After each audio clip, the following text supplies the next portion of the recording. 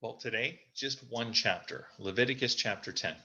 And when we read this chapter, my first thought was, it just doesn't take long for us to break God's stuff. I mean, God sets something up and we go ahead and start messing up. It's kind of the analogy comes to my mind. It's kind of like the first time I had to baby proof a house when our oldest son, when he started crawling, I learned very quickly where I hadn't baby proofed. He just was at it. And that's just kind of almost in a way how we are as human beings. God sets up something for us for flourishing, for our best, and we find ways to break it. And yet, there's things here that may seem harsh to us in God's response. I mean, these these two sons of Aaron, God killed them because they offered fire. They did it in a way that wasn't how God said to do it. And it just seems really harsh, and I get that. Now, I'm not trying to make excuses here. I'm trying to help us understand the context. Remember their role. These are at the top of kind of the priestly pyramid of authority, of example, of representation, of just that authority.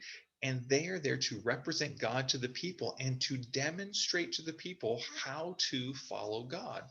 And they'd been given clear directions and they were careless. Now, some scholars actually think that because of the some of the later kind of words in this chapter, in this book, that they were careless because they were intoxicated, right? They were drunk. Maybe the text isn't perfectly clear on that, except enough to say that these two were not as careful as they needed to be going into the tabernacle, which was where the presence of God resided, the holy God, and they came in a way that just was completely not appreciating or respecting that. I mean, the priests as a whole were there to help people, the people of Israel, distinguish between right and wrong, the sacred from the mundane, what was clean and unclean.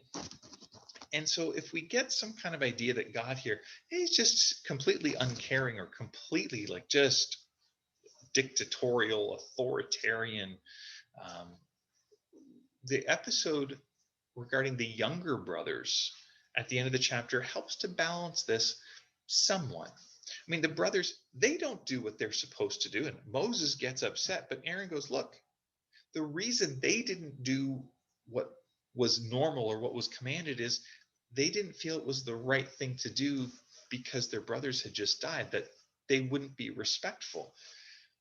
And Moses was like, yeah, that's okay. And there's kind of this tacit kind of God's, that's all right. Because we need to remember that part of worship isn't going through the right ritual and doing it in the right way.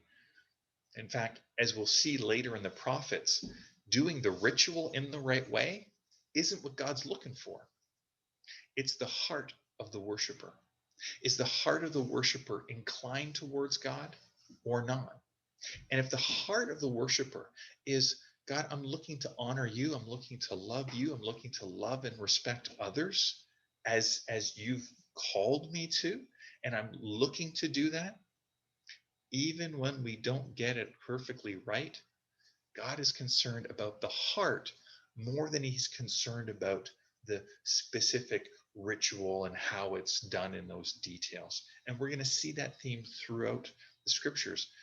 Obedience is better than sacrifice, but the obedience is from a heart of, I'm seeking to love God and others. And if that sacrifice is being done without the heart, it's not obedience. Tomorrow is going to be a video on holiness, and God, the Bible says, is holy.